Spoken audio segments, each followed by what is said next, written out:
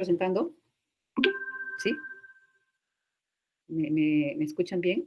Sí, ¿Está bien? profesora. Ya. ¿Sí?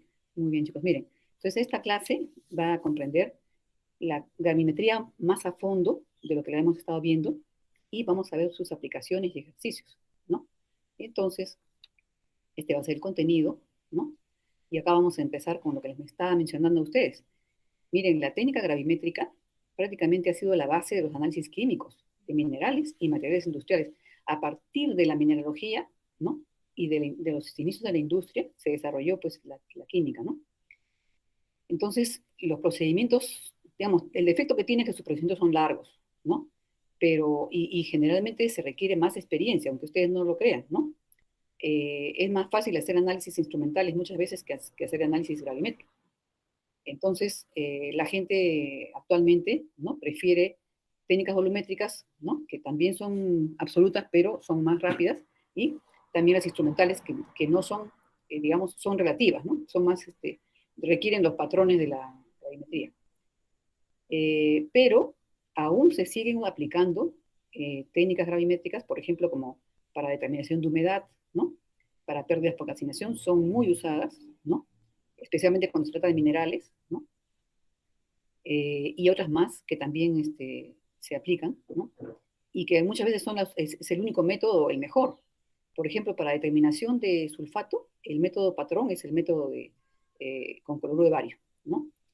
Y en cemento también hay muchísimas, se conservan varios métodos, digamos, gravimétricos, ¿no? En varios campos, sobre todo para análisis de materia prima, se utiliza la gravimetría, ¿no? Entonces, es importante destacar que es una de las técnicas más exactas. Miren, ¿no? Más exactas.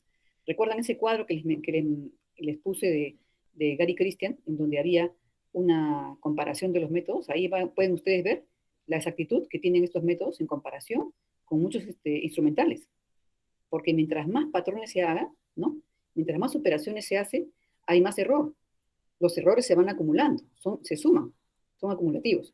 Cada operación que hace digamos, un analista tiene su propio error, ¿ya? Y si ustedes emplean, digamos, patrones secundarios, cada uno de los patrones tiene su propio error. Y cada operación, lo mismo, ¿no? Entonces, yo les decía, ¿no? Que los estándares comerciales que se usan para calibrar los instrumentos analíticos más sofisticados y los materiales volumétricos de vidrio se basan en procedimientos gravimétricos o volumétricos, ¿no? ¿Ya? Por ejemplo, acá vamos a ver cuáles son las técnicas de precipitación, ¿no? Esto es muy importante, ¿ya? ¿Qué etapas se sigue cuando se hace métodos por precipitación? En primer lugar, siempre es la pesada de una muestra del material por analizar, siempre acá la balanza presente, ¿no? Con las condiciones en que se debe usar, ¿no? Disolución de la muestra. Esta parte es muy, muy crítica, ¿no? La disolución de la muestra, ¿no? Como les decía la vez pasada, también se puede disolver parcialmente una muestra, ¿no? O se pueden emplear diferentes formas de disolución según la complejidad de la muestra. El control de los interferentes es sumamente importante y eso va a depender de cuál sea el método que vamos a aplicar en la parte 4, ¿no? Va a depender qué método utilicemos para ver cuáles pueden ser los interferentes que puedan resonar con este reactivo, ¿no? Y puedan dar resultados falsos positivos, ¿no? sea que estén más elevados, o también falsos negativos, porque también pueden haber influencias negativas, ¿no? Entonces, el cuarto es la adición de reactivo apropiado, que depende del método, ¿no?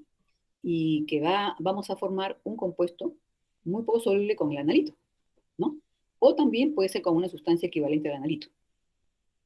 Y la quinta, separación del precipitado formado. O sea, ese precipitado puede ser separado por centrifugación, por ejemplo, como hacíamos en Quali, ¿no? Por filtración, ¿no? Y también debemos saber si, por ejemplo, el filtro es adecuado, qué tipo de filtro usar, etcétera, ¿no? Ahora, ¿cómo se purifica ese precipitado? Porque todo precipitado se va a contaminar, ¿no? Ningún precipitado puede salir totalmente limpio, ¿no? Imagínense ustedes que, así como ustedes, por ejemplo, lavan su ropa, le echan detergente y todo, ¿no? Eh, Todas las sustancias que hay esa agua, ¿no? Si ustedes no enjuagaran su ropa, ¿qué sería? ¿No? En la ropa, que sería como si fuera su precipitado, estaría contenido todo ese detergente y esas sustancias que están, digamos, suspendidas ahí. Por eso es que es indispensable también lavar el precipitado, ¿no? ¿Ya? Y según su naturaleza, va a tener mayor o menor impurificación. Entonces eso lo vamos a ver también en detalle. La séptima parte, secado, o la séptima etapa, secado del precipitado y pesada, ¿no? De este precipitado. ¿Yo? Entonces, ya sea, si el precipitado es estable al calor, ¿no? Lo vamos a pesar tal cual está. Pero si no es estable al calor, ¿no? Lo vamos a tener que transformar en una forma más estable que sea adecuada para ser pesada, ¿no? Después, por último, los cálculos, ¿no? Usando el peso de la muestra siempre, ¿no? Y del precipitado o su modificación final, ¿no?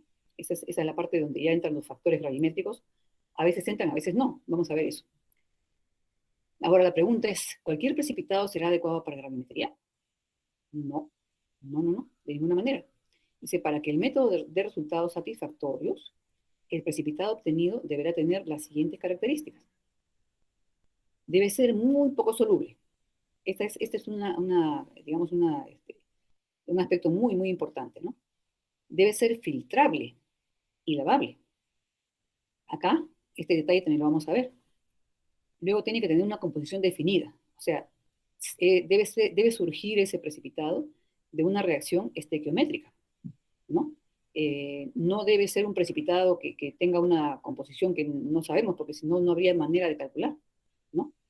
Hay algunas veces en las cuales se tiene precipitados así un poco, digamos, fuera de lo estequiométrico, pero no se puede esperar resultados muy exactos de ahí y no son muy de garantía. Entonces, una vez que se ha obtenido el precipitado, debe poderse purificar, ¿no? Por lo menos hasta cierto punto, ¿no? O sea, la mayor purificación que se pueda. Y al final, después de que ya se purificó y se secó, ¿no? O puede requerir ser calcinado, como también podría no serlo. Depende de la forma como lo hemos obtenido y también como lo hemos filtrado. Entonces, debe obtenerse una forma estable, ¿no? De fórmula definida para ser pesado, ¿no? Es importantísimo esto, ¿ya? Porque si no, no sería, el peso no sería válido. Si imagínense ustedes, estaría variando cuando estamos pesándolo, ¿no? A ver, entonces vamos a ir desarrollando cada punto. La insolubilidad, ¿no? Debe ser lo más insoluble posible, ¿no? De manera que su precipitación sea lo más completa. Eso se llama cuantitativo, que precipite cuantitativamente, ¿no? Y esto significa que la pérdida por solubilidad no debe ser mayor que 0,1 miligramos, ¿no? Que es 0,0001 gramos, que es la sensibilidad prácticamente de las balanzas analíticas más usuales, ¿no? Entonces no debe ser mayor que eso, por la pérdida por solubilidad, ¿no? Se entiende eso, ¿no? La solubilidad del precipitado debe ser mínima, ¿no? Tanto en el licor madre, que es digamos, de la solución de la cual surge, ¿no? Una vez que nosotros hemos hecho ya la separación de los interferentes y que hemos agregado el reactivo precipitante, ¿no?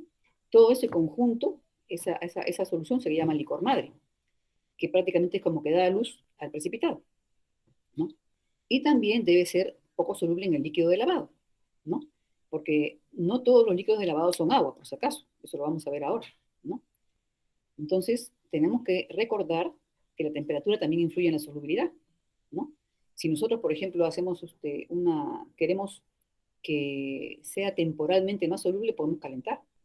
Y después, cuando se enfríe, ya termina de precipitar, ¿no? La reacción debe ser completa. Tenemos que darle el tiempo de reacción necesario. ¿Sabe? Tampoco no podemos apresurarnos porque todo tiene su tiempo, ¿no? Ya la reacción debe ser completa. Ustedes saben que la mayoría de reacciones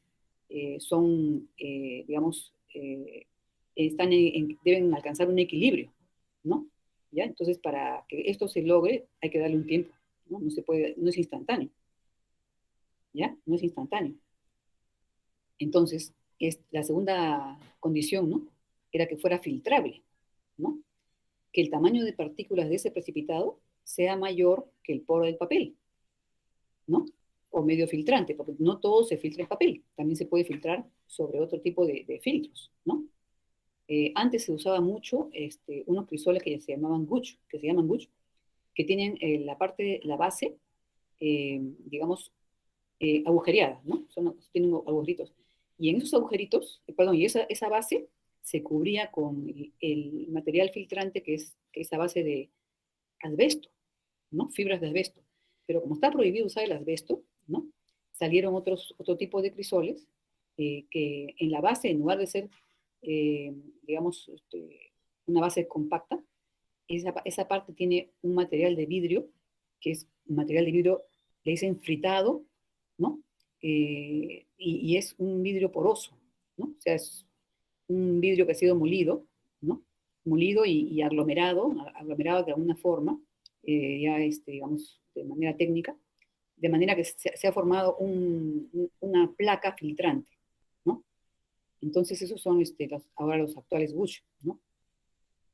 Entonces el tamaño de partícula del precipitado debe ser mayor que ese poro, ¿no?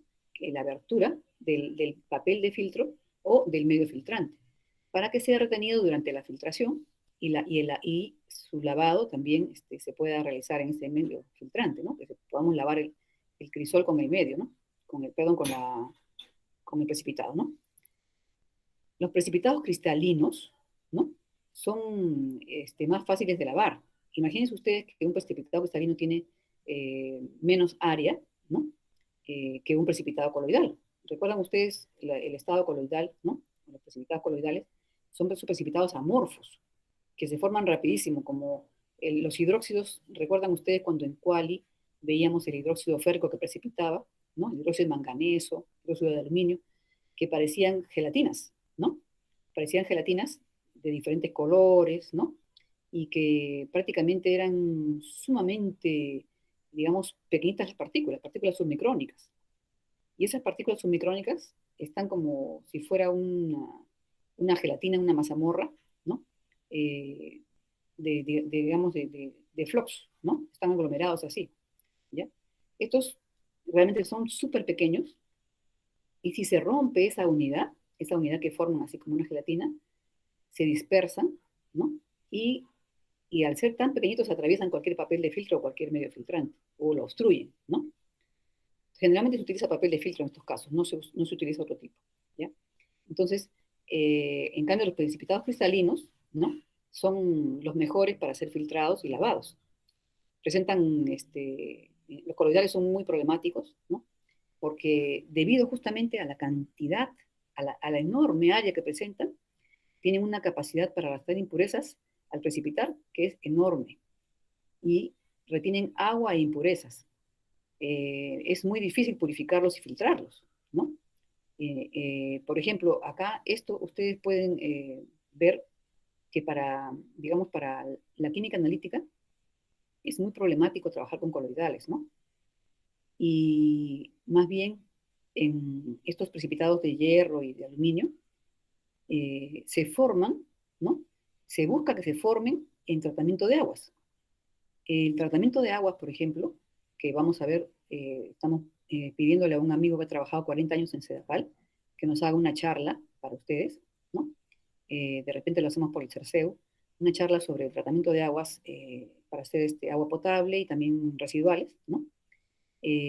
Las sales de cloruro férrico, sulfato férrico, de cloruro de aluminio, sulfato de aluminio y otras más de ese tipo, ¿no? Son utilizadas como sustancias conocidas como coagulantes floculantes, ¿ya? En soluciones muy diluidas se van a hidrolizar, van a sufrir hidrólisis, se van a descomponer, ¿ya? Y van a producir en el agua hidróxido de férrico o hidróxido de aluminio. Estos hidróxidos que se están formando recién, ¿no? Que también se forman muy rápidamente porque lo que se busca es que se formen muchísimos núcleos, ¿no? Hacen, digamos, el tratamiento. Ellos eh, generan prácticamente tienen una capacidad tan enorme de absorción por justamente haberse formado de manera brusca, ¿no? Son sumamente amorfos, comienzan a absorber, como si fueran así los Pac-Man, las impurezas del agua, lo que está disuelto y lo que está suspendido y hasta inclusive virus y bacterias, ¿ya? Tienen un poder de arrastrar todo lo que pasa por su camino. Son como si fueran pequeños imancitos, Entonces, en este campo, ellos son pues ideales, ¿no? Estos precipitados gelatinosos. Pero en el campo analítico no, ¿no? Sin embargo, es importante conocer que ustedes tengan idea, ¿no? De cómo es que se utilizan estos, digamos, este tipo de sustancias y cómo un principio, digamos, una propiedad, ¿no? Puede servir en unos casos ser excelente y en otros casos no, puede ser negativa, ¿no? Entonces, vamos a ver ahora también el tercer requisito, composición estequiométrica, ¿no? Si el compuesto obedece a una fórmula conocida, se puede aplicar los factores gravimétricos en base a la reacción estequiométrica y efectuar los cálculos finales, ¿no? Ustedes van a ver que los factores estequiométricos simplemente salen de la estequiometría, no son nada de otro mundo, simplemente se les llama así en analítica, pero es sencillamente de lo que sale de la ecuación, ¿no? Si la composición no es estequiométrica, ¿no?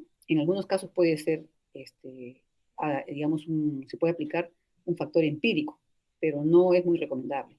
Había un método antiguo de determinación de zinc con ferrosanuro, pero no tenía, digamos, una fórmula muy, muy estable y tampoco tenía un indicador adecuado. Pero después se ha mejorado un poco eso, pero en realidad más usado es el método de zinc con EDTA, que lo vamos a ver después, ¿no? Entonces, este tipo cuando no hay reacción estequiométrica, ¿no? El procedimiento tiene que ser igualito en cada determinación para obtener un producto similar. Entonces, no es muy factible que se pueda hacer esto, ¿no? Eso se puede hacer solamente en caso de que no haya otro método mejor, ¿no? O que no tengamos recursos para hacer algo mejor y querramos tener una idea, ¿no? Aproximada de cuánto tenemos de ese analito, ¿no? Ahora, el compuesto debe ser estable al ambiente, no debe reaccionar con la humedad, ¿no?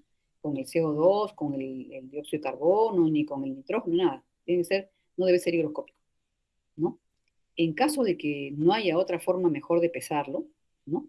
Se podría usar un pesafiltros. Un pesafiltros digamos, un recipiente que tiene tapa, ¿no? Y en el cual se puede colocar, digamos, el material que es higroscópico, ¿no? Se puede secar allí, ¿no? Enfriar allí y pesarlo cerrado, pero bien herméticamente cerrado, y luego, digamos, se puede retirar y pesar la tara, ¿no? Que la tara debe ser inerte, evidentemente, ¿no? Y por esa diferencia se puede encontrar el peso de la sustancia, ¿no? Estos pesafiltros también son usados en caso, por ejemplo, de que uno quiera pesar un ácido concentrado para hacer su análisis, ¿no? Porque para preparación de soluciones no se pesa en la balanza, pero si uno necesita hacer el análisis del ácido, por ejemplo, conocer su concentración, ¿no? Es indispensable que sea pesado en una balanza, pero para eso hay pesafiltros especiales, ¿ya? Son unos pesafiltros que permiten tomar la muestra, ¿no? Se pesan los pesafiltros primero, sin la muestra, luego se toma la muestra, ¿no? Se coloca, perdón, en la balanza, ¿no? Se toma la parte que uno desea tomar de la muestra, se vacía y se vuelve a pesar, ¿no? Se vuelve a pesar el pesafiltros. Hay unos pesadores como el famoso pesador de Lunge. Es un pesador que permite pesar, por ejemplo, ácido sulfúrico, clorhídrico, nítrico, inclusive oleum. Nosotros usábamos eso, ¿no? Si lo encuentro una foto por ahí, les voy a mostrar. Eh, es muy, pero muy favorable que el peso del precipitado sea grande, sea alto, ¿no? O sea, que tenga una fórmula grande, digamos, ¿no? Y que ese componente que se va a determinar sea, digamos, un componente menor en esa fórmula del precipitado, de tal manera que su factor gravimétrico, ¿no? Sea favorable también, ¿no? Entonces, por ejemplo, si ustedes tienen, vamos a decirle, el níquel, por ejemplo, níquel dimetildioxina, ¿no? Es un ejemplo de un precipitado en el cual la mayor cantidad de la masa no corresponde al níquel, sino corresponde digamos, al agente precipitante, a la dimetildioxina, ¿no? Dos moléculas de dimetildioxina se asocian con un níquel, ¿no? Entonces, es un precipitado que va a tener peso grande, ¿no? Digamos, el factor gravimétrico va a ser grande, ¿no? ¿No? O pequeño, mejor dicho, porque va en el numerador el peso de la especie que se pesa, ¿no? Porque es como que ustedes obtienen, al obtener el níquel dimetilioxina, ¿no? Nosotros lo que vamos a hacer es dividirlo por el peso de la dimetildioxina con níquel, ¿no? Y encontrar el número de moles de ese componente. Y como el níquel está en relación de 1 a 1, digamos, ¿no? 1 a 1, entonces el níquel va a estar en el numerador, ¿ya? Y al dividirlo por digamos, por una molécula de peso alto, va a salir pequeño digamos, el factor, ¿no? El factor aritmético, pero va a ser más sensible el método, y también los errores de pesada también van a ser menores. Mientras más pesamos, menos peso, menos error. Inclusive la influencia de los efectos ambientales también va a ser menor.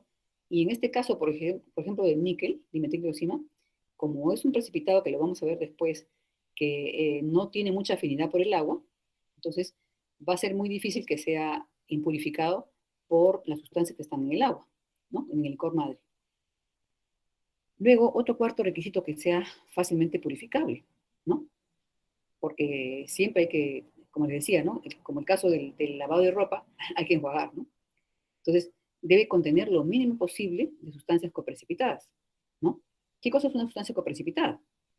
¿No? Es una sustancia que en las condiciones digamos, del licor madre, a ese pH y todo esto, no debería estar acompañar el precipitado, teóricamente, ¿no? Teóricamente hablando, o idealmente hablando.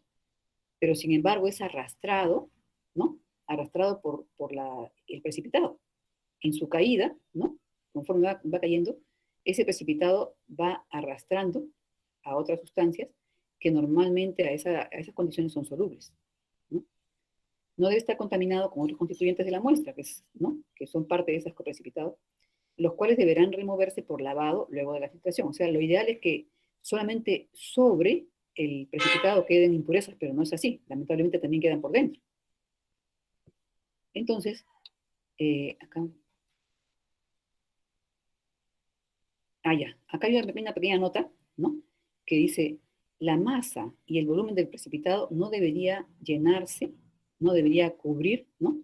Más de un tercio del filtro y nunca más de la mitad del filtro, ¿no? Si nosotros tenemos, por ejemplo, el filtro muy lleno, no podemos purificarlo, va a ser imposible eso, ¿no? ¿Ya? Va a ser muy difícil. Es como el caso que yo les mencionaba, de cuando tenemos, por ejemplo, un crisol y queremos secar una muestra y ponemos una capa muy gruesa, ¿no? Entonces, ¿qué va a pasar? Que la capa gruesa, de la capa gruesa solamente se van a secar la parte superior, y la parte inferior va a quedar húmeda. Entonces, no vamos a tener un resultado correcto, ¿ve? Entonces, eso es importantísimo, digamos, escoger un crisol que tenga una base más ancha, ¿no? Si debemos pesar esa cantidad de muestra, ¿no? A ver, entonces tenemos acá que es como una conclusión, podemos decir que es difícil obtener precipitados puros, muy, muy difícil. Sobre todo, como les digo, en el caso de que sean más pequeñas las partículas, es más difícil aún.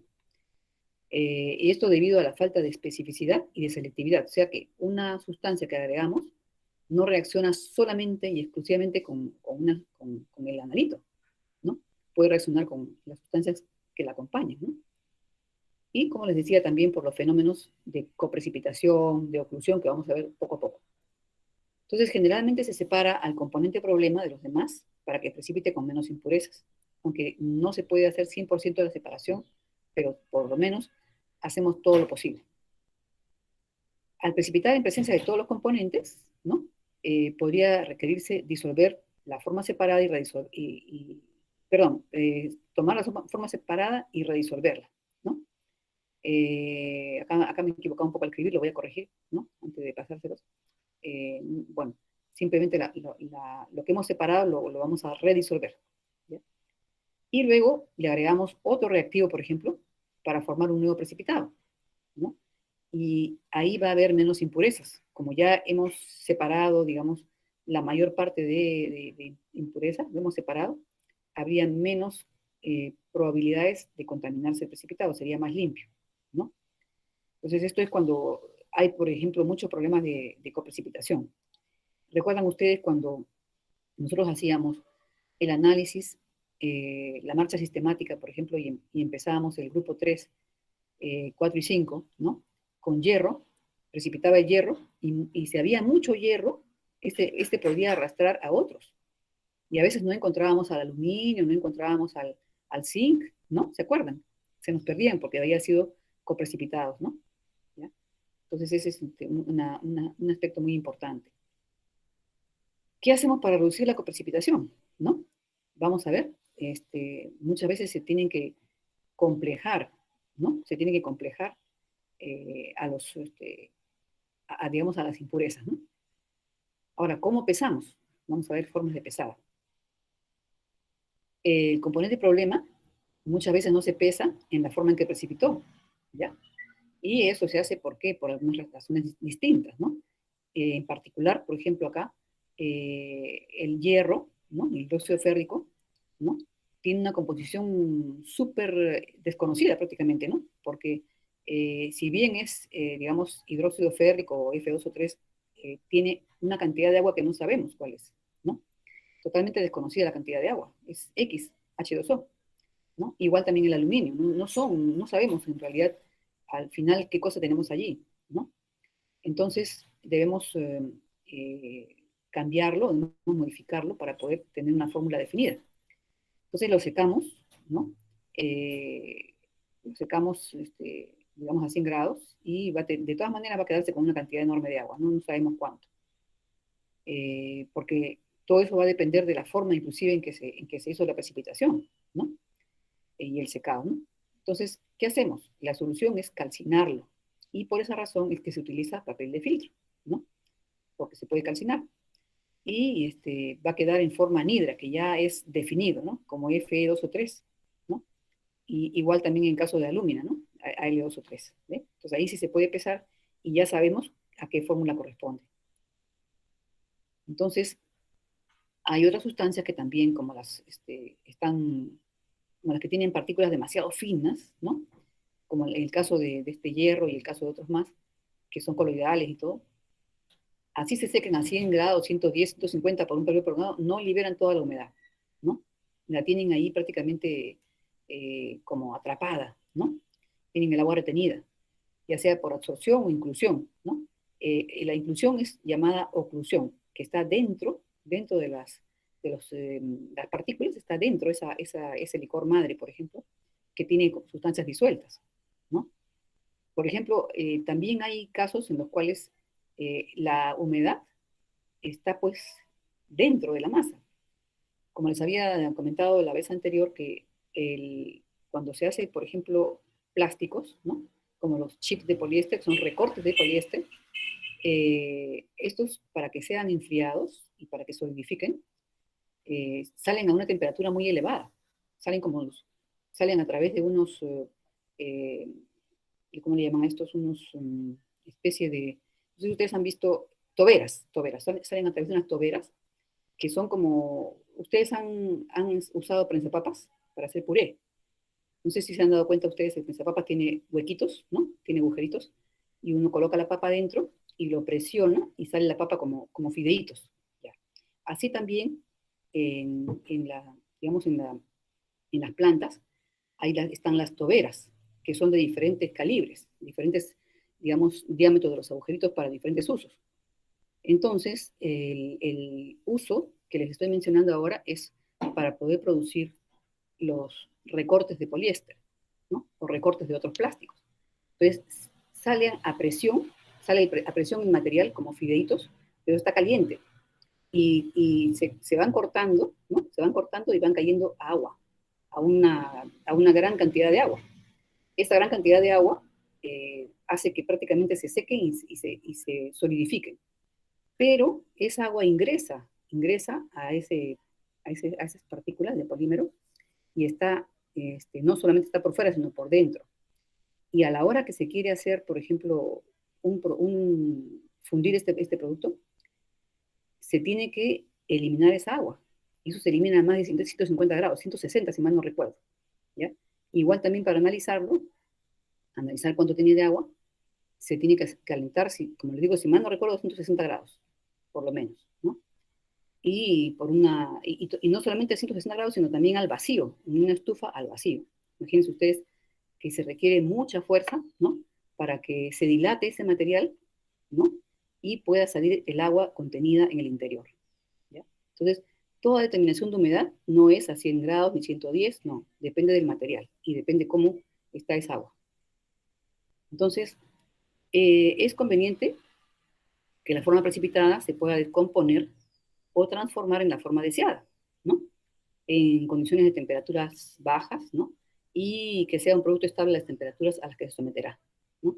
Esto es como un resumen, ¿no? El residuo no debe ser higroscópico, ¿no?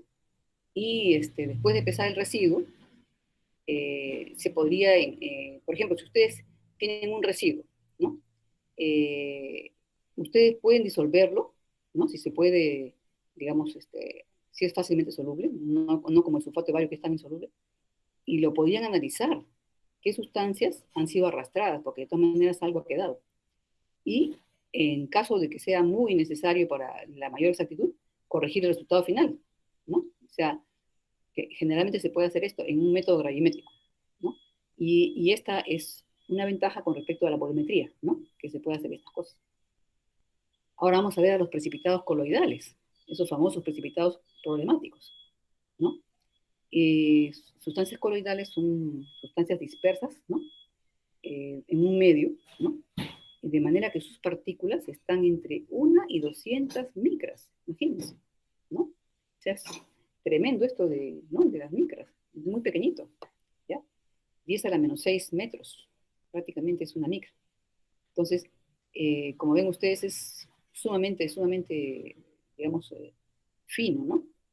Y estos coloides tienen unas propiedades muy especiales. Ustedes lo van a ver esto, o no sé si ya lo han visto, en química coloidal con el profesor Tapia, ¿no?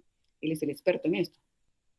Entonces, estas partículas tan pequeñas pueden atravesar los filtros comunes, ¿no? Prácticamente nosotros cuando lo vemos como gel, es que está coagulado eso, ¿no? Están aglomeradísimas las partículas. Presentan una cantidad de superficie enorme, una superficie específica enorme. Desarrollan una capacidad enorme de absorción, ¿no? En vista de eso. Y causan una fuerte contaminación del precipitado.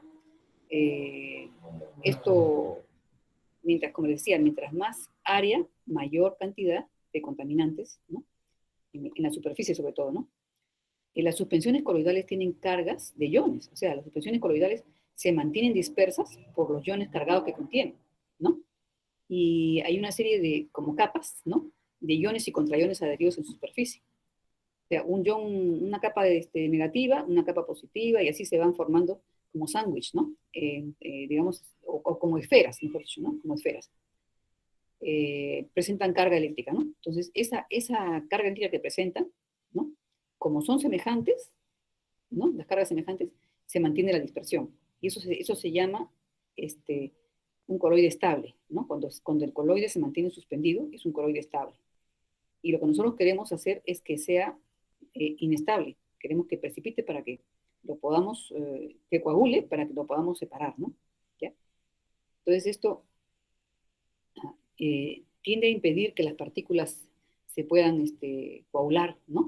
Por sí solas muchas veces, ¿no? Entonces, por ejemplo, esto es el caso, una suspensión coloidal, por ejemplo, ocurre en el agua natural, ¿no? En el agua natural de los ríos y otras fuentes de agua, sobre todo los ríos, agua superficial, hay muchas cargas digamos, de polvillo y una serie de cosas más que hacen que muchas partículas se mantengan suspendidas, que no precipiten por sí solas, no sedimenten por sí solas. No sedimenten, no precipiten, no, sino no sedimenten, no, he hablado mal. Precipitado es otra cosa, ¿no? Sedimentación es simplemente lo que está ahí, que no se ha producido una sustancia nueva, sino es sustancias que están presentes, ¿no? En suspensión, ¿no? Entonces, por esa razón es que Sedapal, por ejemplo, para poder hacer su tratamiento del agua, ¿no? Necesita tener un tanque o un lago, se puede decir casi una laguna, de estabilización, donde deja, digamos, el agua del río se va llenando allí en esa laguna, que se llama la laguna de homogenización o de, digamos, ecualización, ¿no? Y esa agua va siendo, digamos, tratada previamente con sulfato de cobre para controlar las algas, ¿no? Y otros tratamientos más, ¿no? Pretratamientos, de tal manera que cuando ya tengan que tratarla, tenga mejores propiedades y más parecidas entre sí, ¿no? Sea más semejante el contenido de ese estanque, ¿no? Porque el agua del río tiene sus variaciones y el tratamiento no puede variar a cada rato, ¿no? Tenemos que disponer de una cantidad de agua que tenga unas características parecidas para que el tratamiento sea estable, ¿no? Miren, acá tenemos un ejemplo, ¿no? Un precipitado coloidal, el cloruro de plata, ¿no? Lo precipitamos, ¿no? Con un exceso de iones cloruro, por ejemplo, a partir de cloruro de sodio, ¿no? Si tenemos un exceso de cloruro, entonces las moléculas de cloruro de plata van a estar rodeadas de una capa iónica primaria de iones cloruro, ¿no? Y se va a compensar porque no puede estar eléctricamente cargado, ¿no? Con una carga secundaria de iones sodio positiva, ¿no? Y así se van neutralizando las cargas. Son capas de iones y contraiones. Por ejemplo, si tenemos nosotros cloruro más nitrato de plata en exceso, ¿no? Ahora va a ser al revés, ya va a estar cargado, ¿no? Se van a cargar los precipitados de cloruro de plata con una capa estabilizadora de ion plata que está en exceso, ¿no? Y para que el sistema siga estando eléctricamente neutro, se va a formar una capa contraiónica de nitrato, ¿no? Que justamente va a neutralizar los iones plata que estaban en exceso, ¿no? Entonces, ¿cómo manejamos a estos coloides? ¿Cómo los lavamos? ¿No? ¿Ya? ¿Cómo los lavamos y cómo los hacemos que precipiten? ¿No? Necesitamos que se coagulen, ¿no? Coagular significa que se van a unir entre sí, ¿no? Se va a desestabilizar el coloide, ¿no? Porque se le va a agregar cargas opuestas, ¿no? Por ejemplo, cuando tenemos coloides negativos, el ion aluminio, el ion hierro, van a desestabilizar, por ejemplo, a esos coloides en el tratamiento de agua, ¿no? Y acá, en lo que es química analítica, vamos a buscar la forma de desestabilizarlos, ¿no? ¿Y qué vamos a hacer? Vamos a agregar electrolitos. Por ejemplo, podríamos agregar cloruro de sodio y otros más. Pero, como nosotros debemos lavar y tenemos que eliminar todo lo que hemos agregado, ¿no? No podemos utilizar sustancias que no sean volátiles. Por ejemplo, cloruro de sodio no se puede utilizar. Tendría que ser cloruro de amonio o nitrato de amonio, que son volátiles, ¿no? A la temperatura en la cual se va a secar y a calcinar, entonces se van a remover. Entonces, vamos a ver, cuando se agregan electrolitos, ¿no? Vamos a conseguir que el coloide se desestabilice, que coagule y flocule, ¿no? La desestabilización del coloide prácticamente es la parte inicial, que se llama coagulación. Y cuando empiezan a crecer ya estos grupos, ¿no? Estos coágulitos iniciales, se llama floculación, ¿no? En algunos sitios ponen coagular o flocular, pero no es lo mismo, ¿no? Hay que diferenciar una parte de la otra. La coagulación es la parte inicial y la floculación es el crecimiento, ¿no? Si el coloide es positivo, ¿no? Se va a coagular mediante la reacción con aniones y los cationes coagulan y floculan a los coloides negativos, ¿no?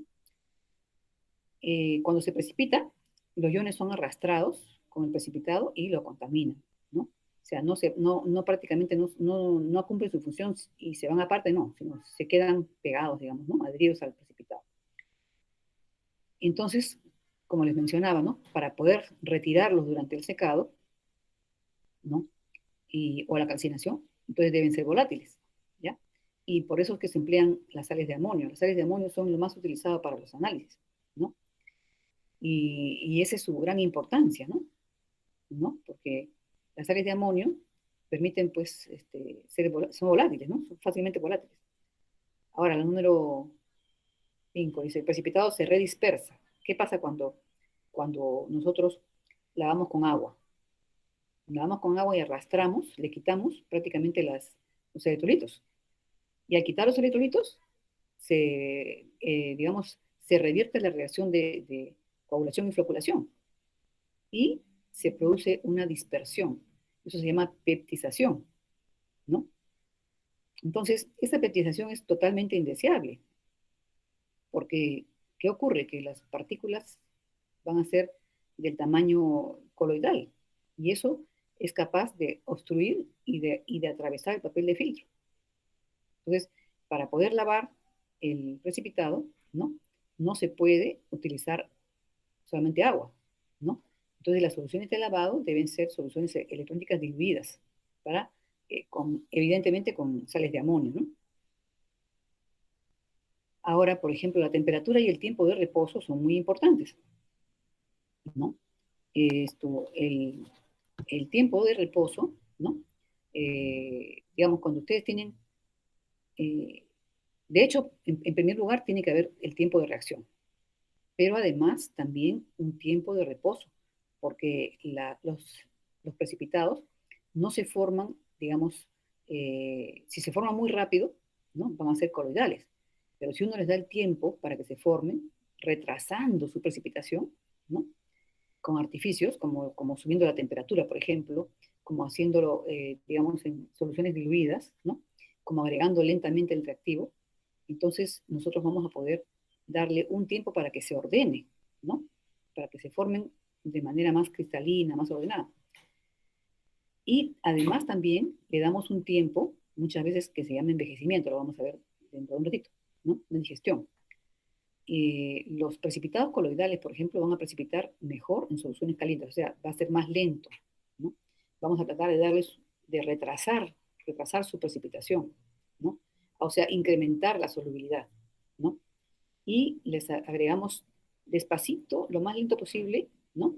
Y con agitación constante, ¿no? La cantidad de electrolitos para asegurar la coagulación, ¿no? Entonces, vamos a dejarlo que repose, ¿no? Y eso se llama digerir, ¿no? Es como la digestión, como cuando uno ha almorzado y empieza a digerir, para que los precipitados crezcan, ¿no? Sean más filtrables, o sea, que tengan un mejor tamaño, ¿no?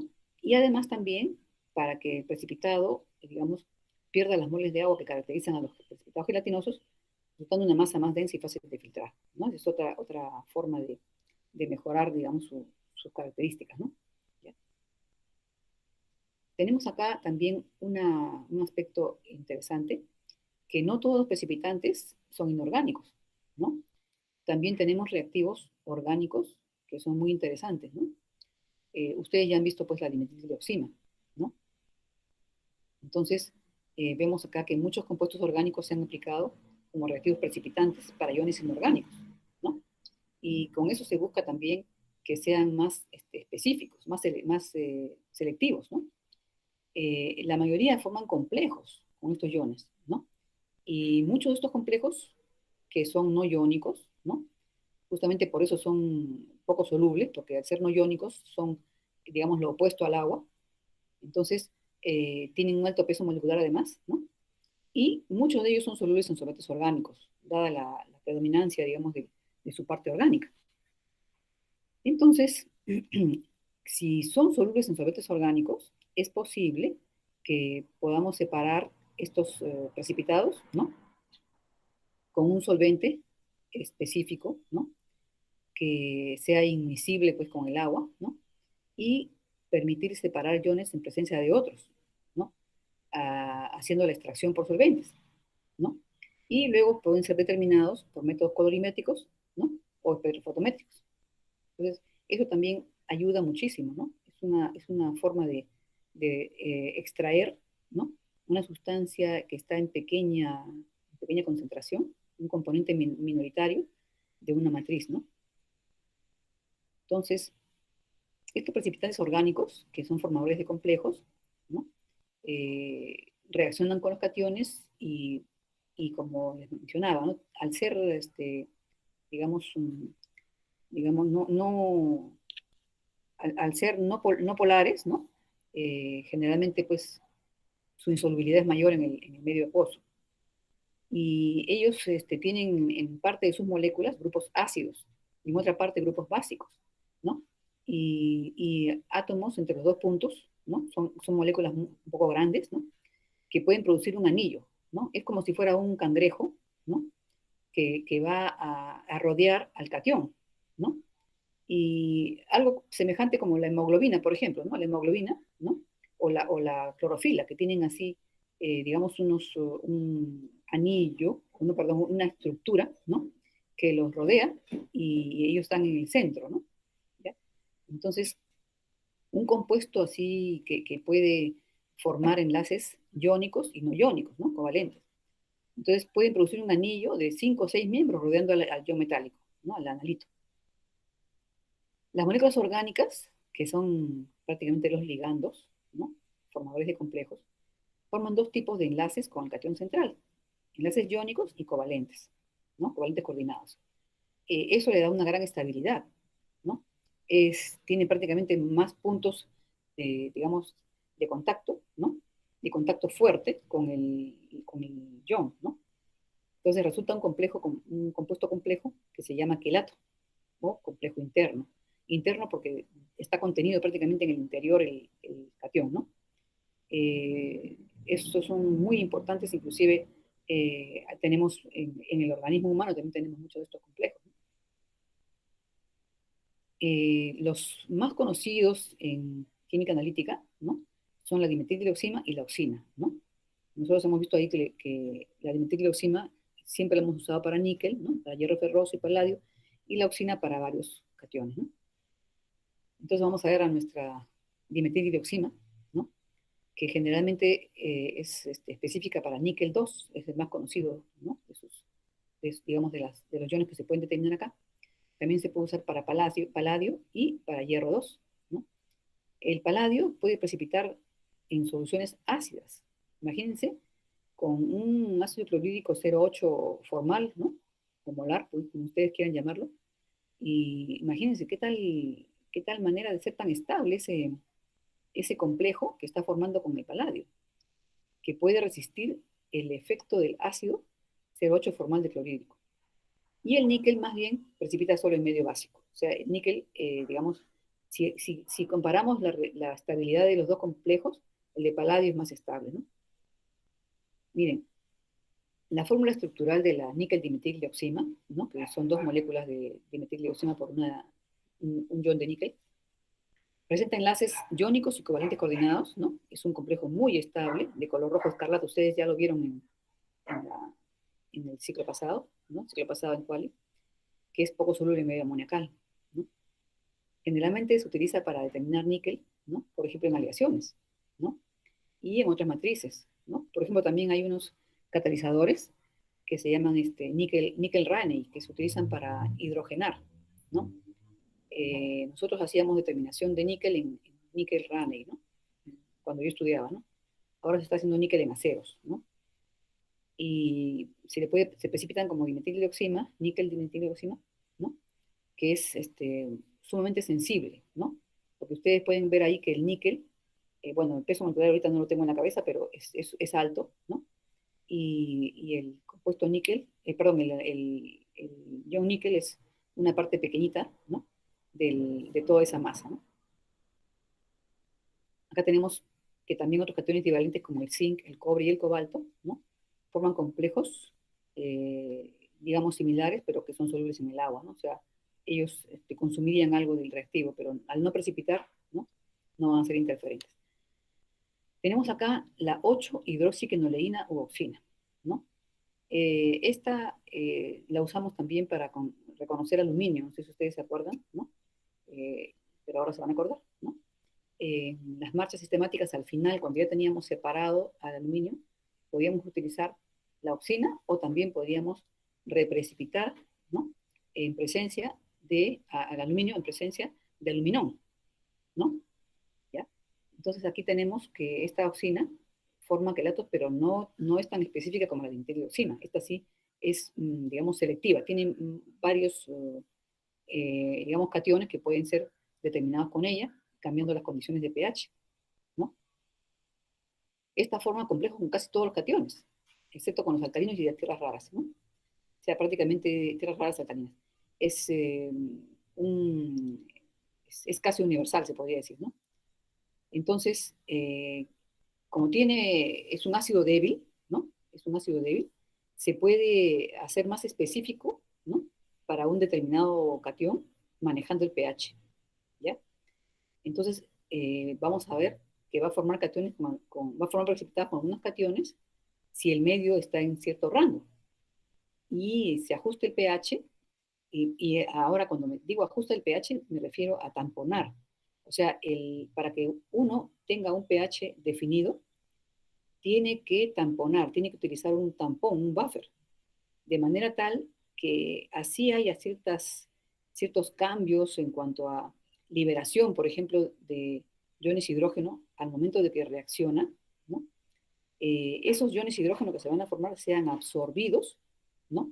Por ese medio tamponado y el pH se mantenga prácticamente en ese rango que se quiere. ¿Ya? Eso es muy importante. O sea, no se trata solamente de llegar al pH, sino de mantenerlo, ¿no? Y justamente para eso son los tampones.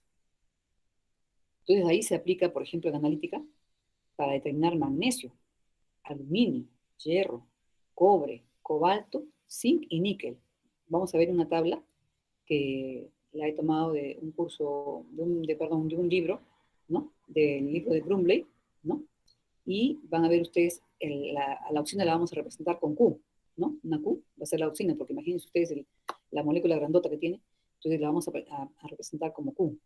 Entonces ahí tenemos, por ejemplo, al hierro con 3 moles de oxina, ¿no? Y tiene ahí el pH para precipitar, va a ser de 3 a 11. Miren ese rango bien alto, bien amplio, mejor, perdón. Y a temperatura de secado 110. ¿Y por qué? Miren ustedes, acá hay algo interesante. Esto no requiere calcinación. Y el de níquel tampoco. ¿Por qué? Porque son sustancias cristalinas. Y no se van a filtrar en papel de filtro. Se van a filtrar en crisoles filtrantes. Crisoles con vidrio, ¿no? Con vidrio fritado que le dicen, ¿no? O sinterizado también se llama, ¿no?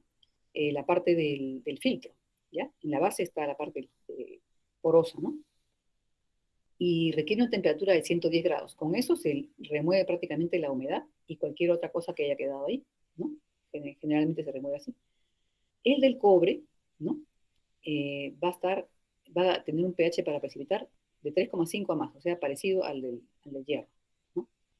Entonces seguramente que hay que hacer algún artificio si es que están presentes los dos. Y eso también secado a 110. El del cobalto está de 4,5 a 11, también es un amplio rango, y su secado sí requiere más temperatura, miren ustedes qué diferencia, ¿no?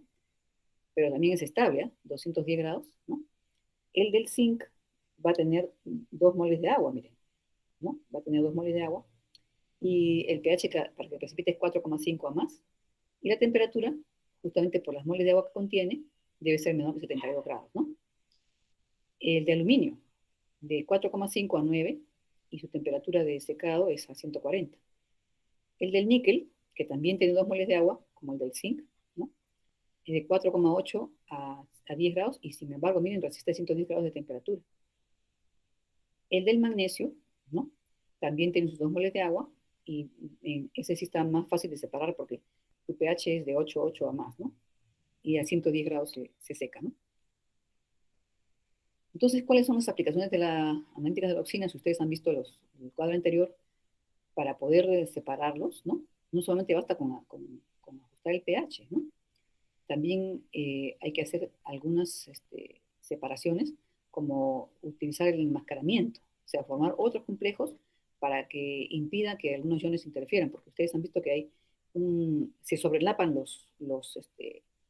digamos, los rangos de pH en los que pueden precipitar.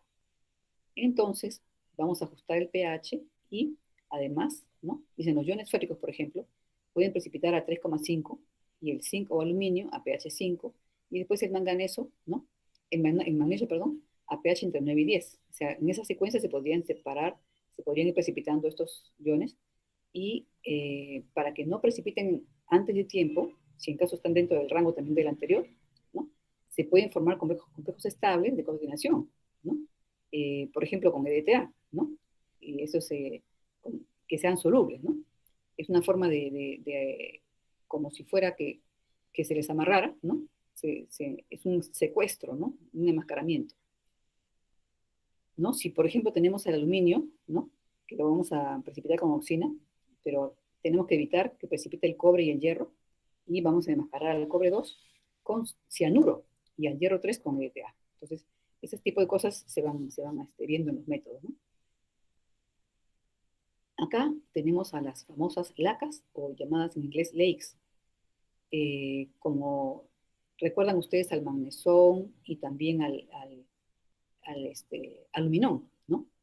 Sustancias que son colorantes, que son absorbidos por los agregados coloidales, ¿no? Como el hidróxido de aluminio hidratado, ¿no? Pero recuerdan ustedes que estar presente esa sustancia cuando se está formando el hidróxido de aluminio, cuando está precipitando. No es después que ya precipitó, sino es antes, ¿no? Dice, hay sustancias que son absorbidas por los agregados coloidales, como el hidróxido de aluminio hidratado o sobre unos coloides. Y al absorber iones metálicos forman precipitados coloreados llamados lacas, ¿ya? Estas se llaman lacas. Por ejemplo, el aluminio, ¿no? El aluminón es absorbido por el hidróxido de aluminio, que está en formación, como les decía, ¿no? El ácido tánico, por ejemplo, es capaz de absorberse con cationes, por cationes, digamos, como vanadio, para formar una laca. Y el magnesón con el famoso hidróxido de magnesio, ¿no? Ahora, ¿qué ventajas tienen los métodos gravimétricos con reactivos orgánicos? Vamos a ver. Son más selectivos, ¿no? Ya sea por ajustes de pH o por enmascaramiento. O sea, esas son las técnicas que permiten que sean selectivos. Estos precipitados, generalmente por ser no iónicos, ¿no? Son hidrófobos. O sea, no son afines al agua, ¿no? Y debido a esto no absorben impurezas fuertemente. O sea, no tienen la tendencia que tienen los inorgánicos, como son más, digamos, hidrófilos, ¿no? Tienen tendencia a absorber el licor madre, ¿no? Estos no. Es como si fueran pedazos de plástico, ¿no? Algo así. No tienen mucha afinidad, ¿no? Con el agua. Y el lavado va a ser más efectivo para retirar las impurezas absorbidas, que no van a ser tantas, y entonces el error de impurificación va a ser menor, ¿no? El error por precipitación. Después, los precipitados tienen fórmulas definidas, ¿no? Lo que permite que, siendo cristalinos, se sequen a temperaturas bajas, ¿no? Con pocas excepciones. Entonces, al no requerir calcinación, es una ventaja, ¿no? Pero sí requieren de un material filtrante distinto al papel. El catión precipitado va a ser una pequeña fracción del peso molecular del complejo formado, ¿no? Y generalmente es un peso bastante grande, ¿no?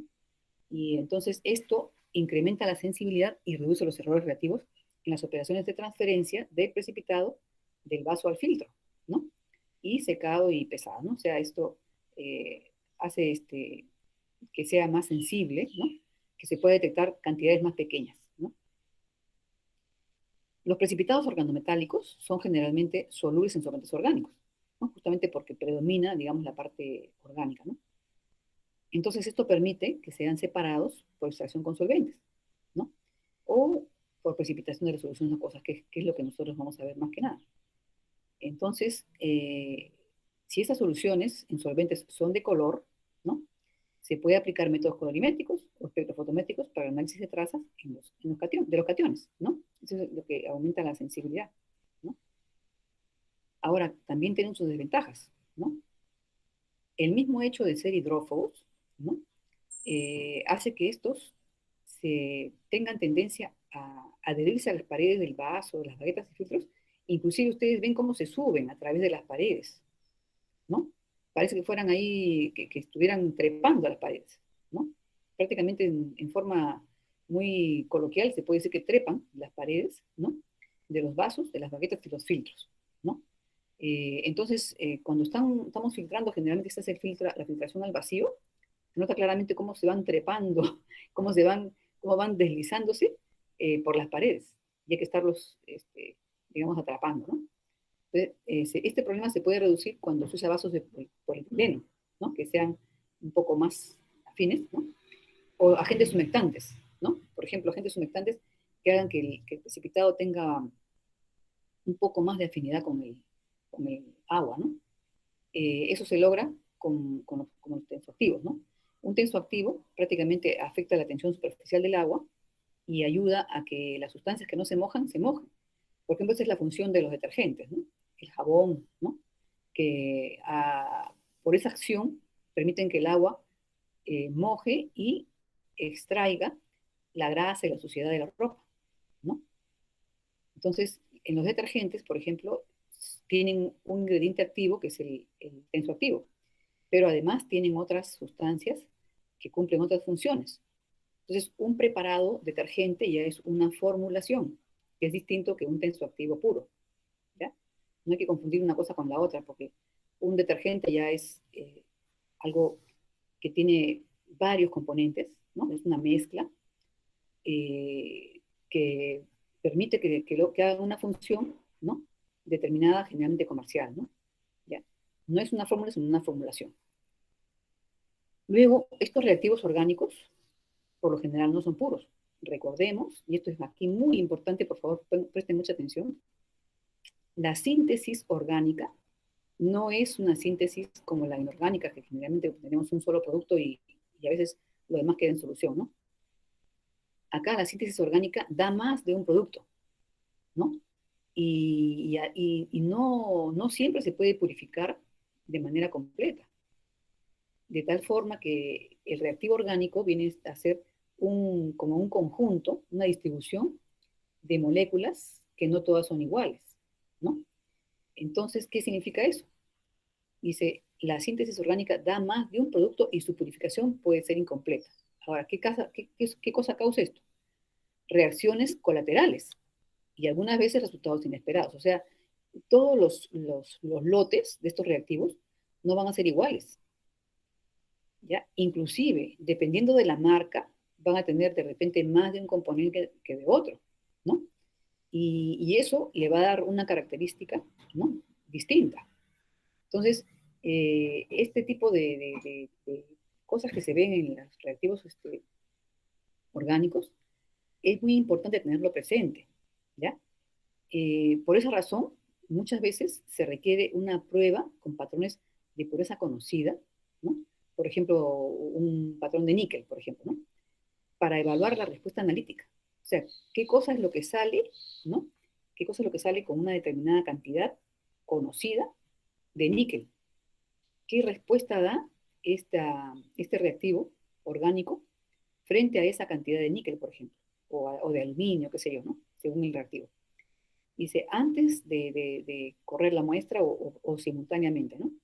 Entonces, cuando se haga análisis con sustancias orgánicas, ¿no? Con reacciones de reactivos orgánicos, en muchos métodos analíticos instrumentales, ¿no? Y también en los métodos nuestros, va a haber, digamos, la evaluación de la respuesta analítica, ¿no? ¿Ya? Entonces, por ejemplo, puede ser que la respuesta analítica, ¿no? Sea de 98% de detección del patrón. Por ejemplo, si ustedes han puesto una cantidad de patrón, detecta solamente el 98%. Entonces, eso les permite a ustedes que cuando hagan su corrida de muestra, sepan que esa sustancia está dando más o menos, está detectando un 98%. Entonces, ustedes le pueden hacer un factor de corrección, ¿no? ¿Ya? Entonces, esto es bien importante. Esto es un concepto que muchas veces no se menciona en los libros, ¿no? Y que tiene mucha trascendencia, mucha proyección y les da a ustedes criterio, ¿no? ¿No? Ya saben ustedes por qué muchas veces hay que buscar, ¿no? Esta respuesta analítica, hay que evaluar la respuesta analítica, ¿no? En cromatografía de gases, por ejemplo, que se utilizan ¿no? Muchos compuestos orgánicos, hay que evaluar siempre la respuesta analítica, ¿no? Seguimos con las desventajas, ¿no? Los agentes precipitantes son poco solubles en agua, ¿no? Entonces, ¿qué pasa? O sea, por ejemplo, la dimetilioxina o la oxina, ¿no? No son muy solubles en el agua, ¿no? Entonces, generalmente, para poder, digamos, eh, obtener una reacción cuantitativa completa, generalmente se pone un ligero exceso de reactivo, ¿no? Pero si nosotros nos pasamos, utilizamos un exceso muy grande, entonces vamos a superar la solubilidad del reactivo y eso puede estar incluyéndose en el precipitado, como si fuera precipitado y es solamente el reactivo. Entonces, esto tenemos que manejarlo con cuidado, ¿no? ¿No? De tal manera que se tenga, que se evite el exceso de precipitado, ¿no? Entonces, en los métodos analíticos vamos a observar que dicen, por ejemplo, no utilizar más de tantos mililitros, ¿no? Y la solución diluida, ¿no? Porque justamente por esta razón, ¿no? Porque el agente precipitante, o sea, por ejemplo, la oxina, la dimetilioxina u otro que se utilice, es poco soluble en el agua, ¿no? Entonces, esto hay que ver que sea la cantidad necesaria, indispensable para que haya la precipitación completa del analito de la muestra, ¿no? Entonces, para que uno calcule los excesos de reactivo, ¿no? De reactivo precipitante, hay algunos métodos que se recomiendan, ¿no? Por ejemplo, en el libro este libro de Gumley, que lamentablemente yo no lo tengo acá en la casa, sino está en la universidad, no lo he podido revisar porque no lo tengo acá, ¿no? Pero ya lo tenía anotado en otra clase, ¿no?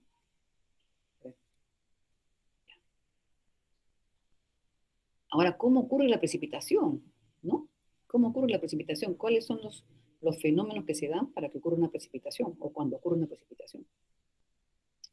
Ahí nosotros estudiamos en cualitativa, cuando superábamos el producto de solubilidad, ¿no? Nosotros teníamos un precipitado, ¿no? Y, y eso se puede manejar con diferentes cambios, ¿no? Diferentes condiciones. Pues acá tenemos, si un soluto se encuentra a una concentración mayor a su solubilidad, ¿no? A determinadas condiciones de temperatura, pH, etcétera, se va a formar un precipitado, ¿no? Entonces, ¿cómo se va a formar ese precipitado? Vamos a ver qué va a pasar, en qué formas, o qué pasos, ¿no? Primero que nada, debe ocurrir una sobresaturación, ¿no? O sea, debe superarse la concentración, ¿no? La solubilidad, perdón, de esta sustancia.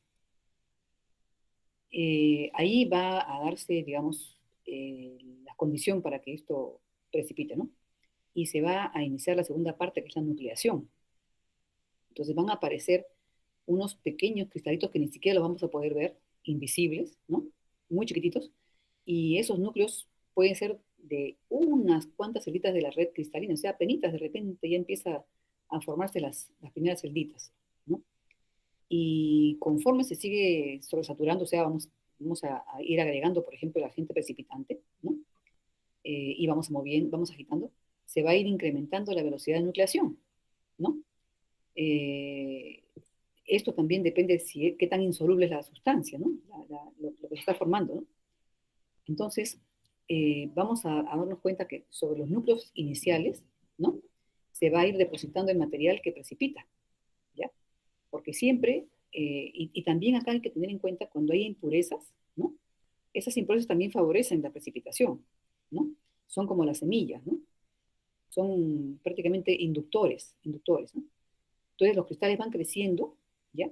Y se van uniendo ya entre sí, ¿ya? Produciendo partículas de mayor tamaño, ¿no? Entonces, estos van, digamos, si es que se hace de manera lenta, ¿no? Puede haber orden y el crecimiento se da un crecimiento cristalino, ¿no? ¿Ya? Entonces, acá, por ejemplo, vemos el crecimiento cristalino, ¿no? Se van formando más núcleos, ¿no? Pero nosotros lo que queremos es que los cristales sean grandes, lo más grandes posible, para que puedan ser retenidos en el filtro y también para que su solubilidad sea baja, porque si fueran cristales muy chiquititos, se van a disolver fácilmente, ¿no? Entonces, cuando los lavemos, nosotros no queremos que se disuelvan, no queremos perder el precipitado. Entonces, ¿qué hacemos? Controlamos la velocidad de nucleación, o sea, reducimos la velocidad y así vamos a favorecer el crecimiento de los cristales, ¿no? O sea, nosotros no queremos muchos cristales, sino queremos pocos, ¿no? Pero más grandecitos y más limpios, ¿no? Entonces, nosotros tenemos que manejar la sobresaturación, mantenerla lo más baja posible, para que no se formen muchos cristalitos, ¿no? O sea, queremos bajar la velocidad de nucleación. Entonces, el agente precipitante, ¿no? Lo vamos a añadir lentamente, de manera controlada, con agitación enérgica, y a partir de una solución diluida.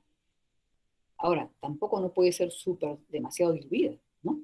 Porque si no, también va a incrementar el volumen y la dilución digamos, donde está contenida la muestra del licor madre, ¿no? Y podría incrementar prácticamente la solubilidad, dando una precipitación incompleta, ¿no? Entonces, como ustedes van a ver, inclusive cuando hagan titulaciones, en la zona donde cae la gota de cada gota de reactivo, se forma una sobresaturación local. Y cuando ustedes agitan, desaparece esa sobresaturación, ¿no? ¿Ya? Entonces, es necesario siempre la agitación, es totalmente eh, trascendente, ¿no? Ahora, en sustancias con una alta velocidad de nucleación, ¿no? El desarrollo de los cristales es muy inadecuado. No hay orden, ¿no? Entonces se hace pues no hay cristales prácticamente, ¿no? Y tienden a formar una red gelatinosa, poco cristalina, desordenada, que la conocemos como estado coloidal o coloides, ¿no? Entonces ustedes han visto, pues, no hemos podido precipitar los sulfuros, nosotros en el curso de quali, pero se caracterizan por ser tan insolubles que precipitan rapidísimo, entonces son coloidales, ¿no? Los óxidos detados de aluminio y hierro sí los hemos visto, ¿no? Y los cetones polivalentes también hemos visto que resultan como una gelatina, porque retienen el agua, inclusive, ¿no? El agua del licor madre la retienen, ¿no? Y en algunos casos se mejora la cristalinidad, ¿no? Eh, haciendo crecer inclusive las partículas, envejeciendo el precipitado, ¿no? Aquí como los vinos se añeja el precipitado, ¿no? Y esto es muy usado también, ¿no? Que se deje al precipitado en el licor madre sin todavía filtrarlo, manteniendo ciertas condiciones de temperatura, ¿no? Para que los cristales más pequeñitos se disuelvan y pasen a la solución y luego de ahí cristalicen, ¿no? Cristalicen encima de los cristales más grandes, ¿no? Y también se va lavando la superficie del precipitado, ¿no? Otra forma es recurrir a la precipitación homogénea, ¿no? Que la vamos a ver digamos, más a fondo, una lectura que les voy a pasar, ¿no? Que es muy interesante, de un autor, Claudio González Pérez, ¿no? Es realmente muy bueno, se los voy a pasar también. No creo que tengamos tiempo ahora de verlo, pero se los voy a pasar para que ustedes lo vean. Es bien claro y tiene un buen resumen de la gravimetría, ¿no? Y de la precipitación homogénea. En la precipitación homogénea se busca que el agente precipitante se genere de manera controlada y lenta, ¿no? En el medio, por descomposición de algún reactivo que sea un precursor de esa sustancia que se va a formar.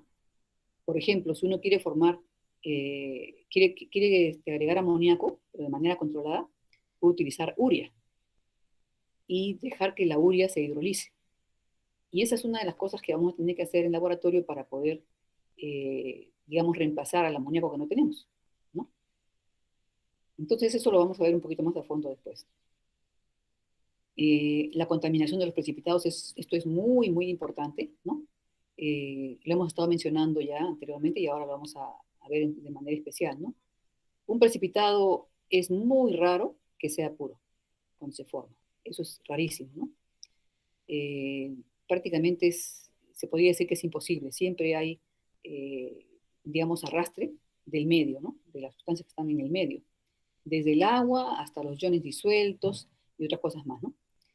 Inclusive también hay impurezas de los propios reactivos, ¿eh? Por si acaso, también de la misma agua. Entonces, es necesario que conozcamos la manera de no solamente remover las impurezas, ¿no? Sino también de evitar o minimizar la contaminación. Entonces, vamos a ver de qué forma se puede, digamos, reducir las impurezas, ¿no? Para que el resultado sea lo más parecido, ¿no? A lo que debe ser, ¿no? A lo que es, a lo exacto, ¿no? La exactitud, digamos, no la podemos eh, lograr muchas veces, ¿no? Porque es teórica en realidad, ¿no? Entonces vamos a lavar los precipitados, ¿no? Y también vamos a utilizar la famosa digestión, ¿no?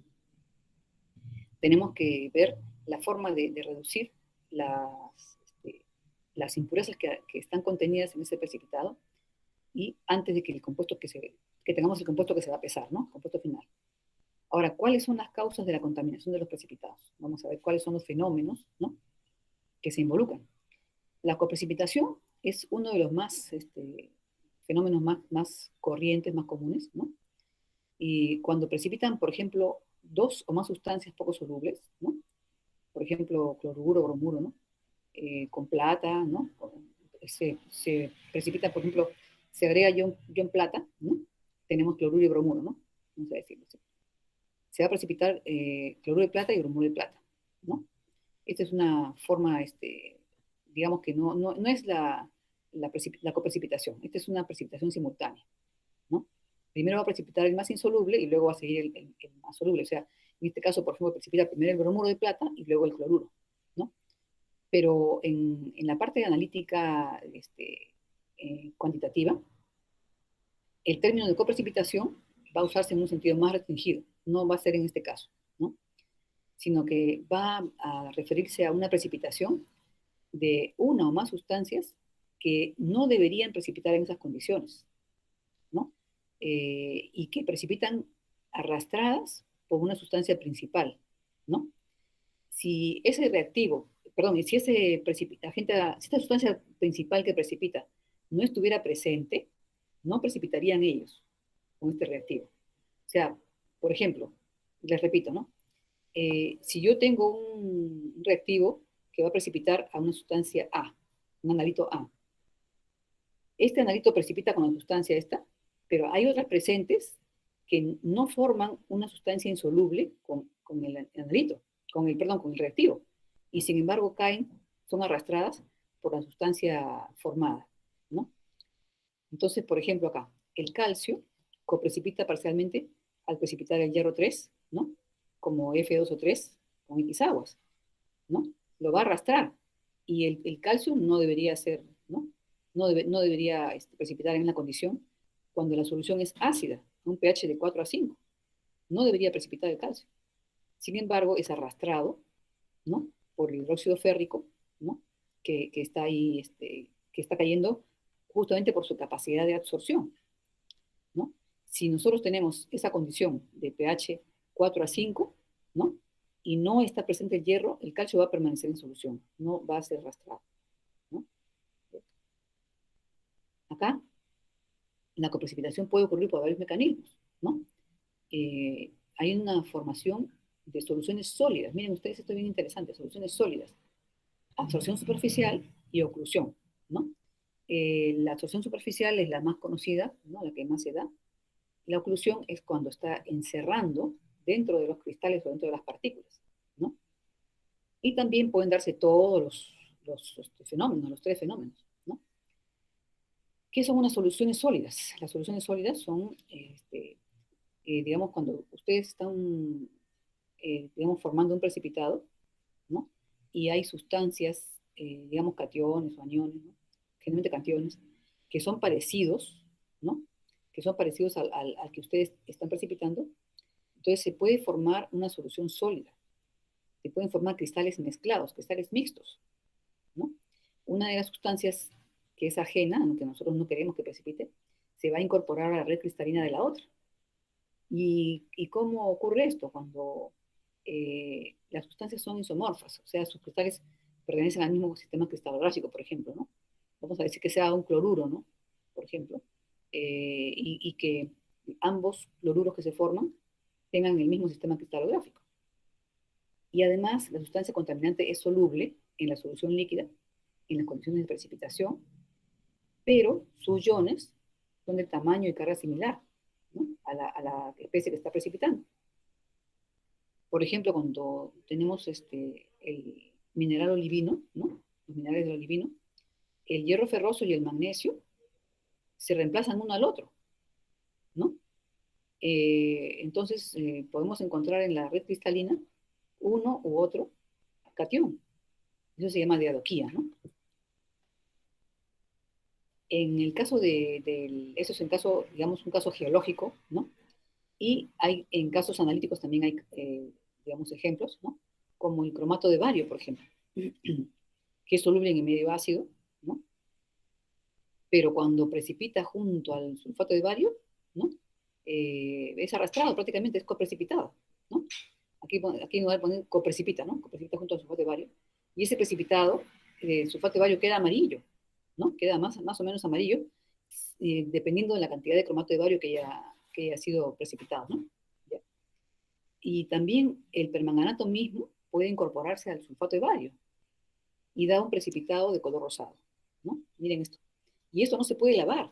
Lamentablemente son soluciones sólidas, ¿no? El componente minoritario de una solución sólida queda dispersado en toda la extensión del cristal y es retenido fuertemente por las fuerzas reticulares, ¿no? Esto, por ejemplo, es el caso de muchos minerales que son, por ejemplo, sílice, formas de sílice o un silicato, y que tienen una pequeña cantidad de un componente que le da un color especial, ¿no? Y eso hace que se pueda tener a muchas piedras preciosas o semipreciosas, ¿no? Y también se da, pues, digamos, en lo referente a trabajo químico, ¿no? Y lamentablemente, pues, estas no se pueden eliminar, eh, por, estas partículas no se pueden eliminar fácilmente, ¿no? Ya están introducidas en los cristales. Este fenómeno de absorción es el que tiene más, que digamos, es más difundido, ¿no? Cuando las partículas del precipitado, ¿no? Tienen centros activos que atraen especies que deberían estar en solución, ¿no? No deberían precipitar en esas condiciones, ¿no? Entonces, mientras más partículas pequeñas tenga el precipitado, su área superficial va a ser mayor y, por lo tanto, la absorción será mayor también, ¿no? Entonces, un precipitado, mientras más fino es más impuro. Entonces, justamente esa es otra razón por la cual es que se busca obtener precipitados cristalinos y gruesos, que tengan un área superficial mucho menor, ¿no? Y eso baja las posibilidades de contaminación, ¿no? Los famosos precipitados gelatinosos, ¿no? Coloidales, que son, pues, los que más contaminación presentan, ¿no? Entonces, el lavado puede funcionar en el caso de algunas sustancias cristalinas, pero imagínense ustedes cómo vamos a retirar la contaminación de precipitados coloidales, es bien difícil, ¿no? No se puede generalmente eliminar mucho de esto esa masa, penetrar esa masa es difícil, ¿no? Entonces, generalmente se utiliza para lavar estos precipitados, digamos, sustancias con electrolitos, ¿no? Eso vamos a ver después. La oclusión es el arrastre de impurezas en el interior de las partículas primarias, ¿no? Esto es una oclusión mecánica, es distinto a que la formación de soluciones sólidas, ¿ya? Aquí se considera la inclusión del licor madre y el entrampado de iones, ¿no? Que están incluidos en ese licor madre, y el precipitado crece alrededor de este ion absorbido que puede ser extraño al precipitado, que después es un componente de ese licor madre. Entonces, como lo anterior mencionado también, que es más pronunciado en los precipitados coloidales, ¿no? Siempre esos precipitados son más problemáticos. Y mientras más grande sea la velocidad de precipitación, la oclusión puede ser mayor, ¿no? El lavado del precipitado no va a ser eficiente para solucionar el problema de oclusión. Están contenidos dentro, entonces el agua o el líquido de lavado no va a llegar. Y acá tenemos otro fenómeno, que es la postprecipitación. La postprecipitación, ¿no? La postprecipitación, digamos, ocurre no, no en forma simultánea al proceso de precipitación, sino después. Un precipitado que puede haber estado relativamente puro, ¿no? No totalmente, pero relativamente puro, se contamina por un depósito que ocurre de una segunda fase formada por otras sustancias que son ligeramente solubles en la solución. O sea, que se podría decir que después de ese precipitado que es el más insoluble, ¿no? El siguiente en orden de insolubilidad, ¿no? Empieza a caer, empieza a precipitar, inducido por la presencia de este precipitado inicial, ¿no? y esto se puede deber, ¿no?, a que también está, digamos, muy concentrado ese componente, ¿no? ¿Ya? Entonces, no todas las sustancias tienen tendencia a postprecipitar, pero sí muchas sustancias. Por ejemplo, cuando tenemos el oxalato de calcio, ¿no?, que digamos, queremos hacer una determinación de calcio precipitándolo con ácido oxálico o con oxalato de amonio, y está presente el magnesio, ¿no? Si no separamos, digamos, oportunamente al precipitado por filtración, parte del oxalato de magnesio va a postprecipitar, perdón, en la superficie. Y eso va a causar un incremento de la precipitación de más oxalato de magnesio, va a inducir, ¿no? Una vez que se ha precipitado sobre el cristal y se ha integrado ese cristal, tampoco se va a disolver a lavar, ¿no? Entonces, muchas veces se utiliza, digamos, para que el cristal de oxalato de calcio crezca, se le deja un cierto tiempo, digamos, en contacto con el licor madre, pero tampoco no puede excederse el tiempo, justamente debido a este peligro, ¿no?, de que se pueda impurificar. Mientras que nosotros sabemos que es una postprecipitación, no solamente porque no ocurre simultáneamente, sino también porque si nosotros tenemos oxalato de magnesio solo, ¿no? No precipita, simplemente está en solución, es soluble, ¿no? Si no está presente el calcio, ¿no? Ahora tenemos acá cómo podemos purificar a los precipitados contaminados, que de hecho todos los precipitados tienen cierto grado de contaminación. Entonces, el lavado debe remover al menos el licor madre adherido al precipitado, ¿no? Claro que no se puede remover, como hemos visto todo, porque hay muchas que están incluidas como soluciones sólidas, otras están como ocluidas y así, ¿no? Entonces, ¿de qué manera podemos purificar los precipitados? Hay una forma también de hacer una reprecipitación, ¿no? Como tenemos que el grado de contaminación va a depender en gran parte de la concentración del material contaminante en la solución madre, ¿no? Entonces, si nosotros obtenemos un precipitado y lo disolvemos, repetimos la precipitación, ¿no?, puede estar menos contaminado. Esta es una forma que ya habíamos mencionado antes, ¿no? Pero no siempre se puede aplicar, ¿no? Por ejemplo, el precipitado, si no es fácil de disolver, no podemos recristalizarlo de ninguna manera. El sulfato de bario es sumamente insoluble, ¿no? Es muy, muy insoluble. Ustedes pueden recordar de cuál y que no lo podíamos disolver así nomás, ¿no? Generalmente teníamos que reducirlo y hacer una serie de cosas, ya no, así no se puede, ¿no? Más nos vamos a demorar. Las impurezas son de baja solubilidad, ¿no? No es aplicable, ¿no?, cuando las impurezas son de baja solubilidad, tampoco no se puede hacer, porque van a seguir acompañándolo, ¿no? A menos que cambiemos otro reactivo, ¿no? La impureza es isomorfa, o sea, cuando está como solución sólida, ¿no? Es bien difícil también.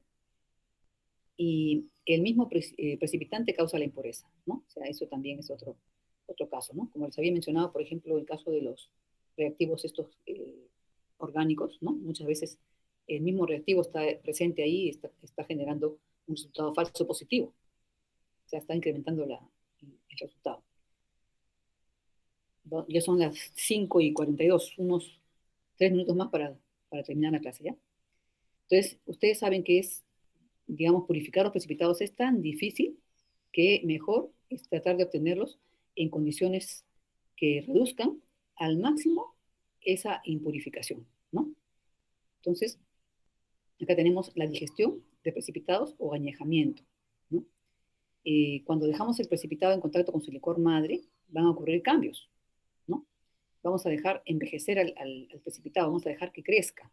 Es como que queremos a un precipitado adolescente, ¿no? No queremos un precipitado bebé.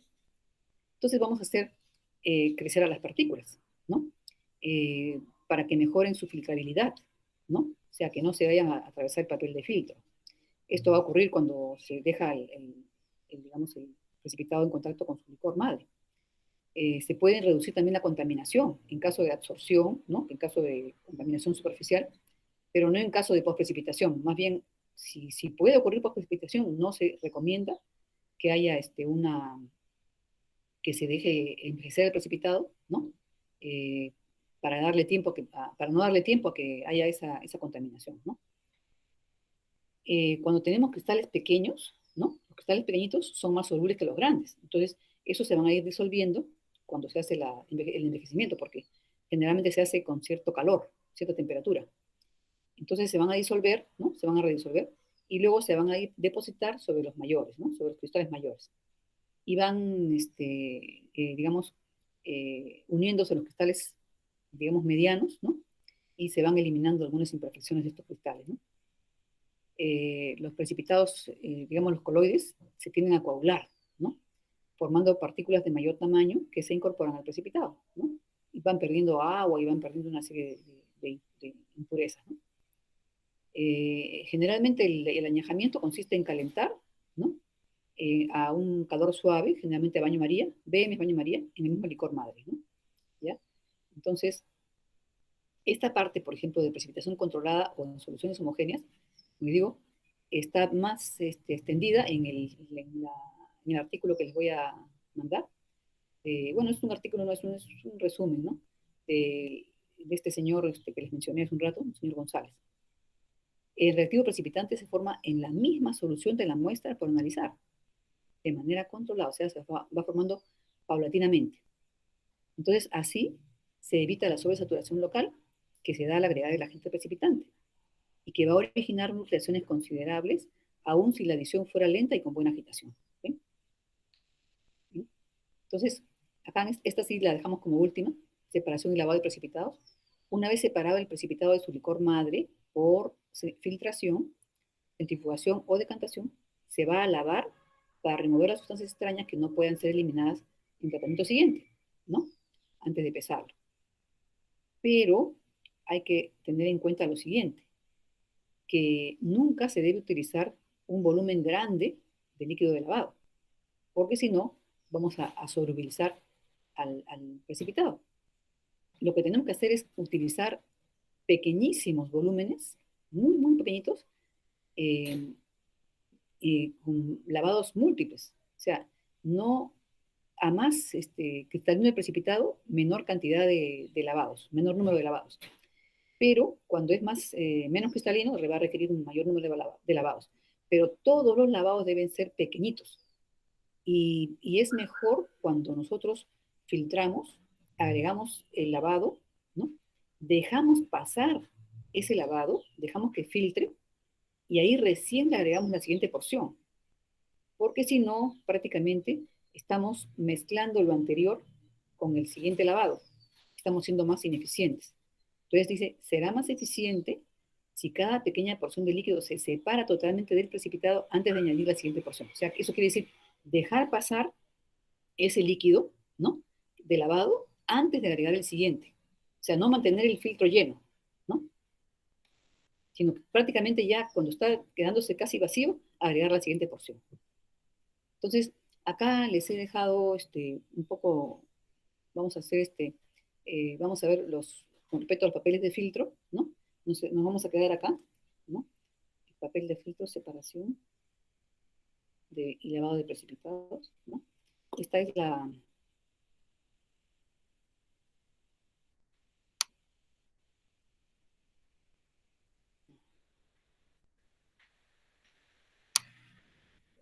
Me he equivocado de... Hasta ahí nos vamos a quedar, ¿ya? Yo les voy a mandar la presentación completa porque ustedes la pueden leer, ¿ya? Y pueden ir avanzando también con los ejemplos, ¿no? Esta semana mejor no les voy a dejar más que teoría, preguntas de teoría, y la siguiente semana vamos a hacer cálculos, ¿ya? Vamos a hacer cálculos, vamos a dejarles una, vamos a dejarles un trabajito de problemas, ¿ya?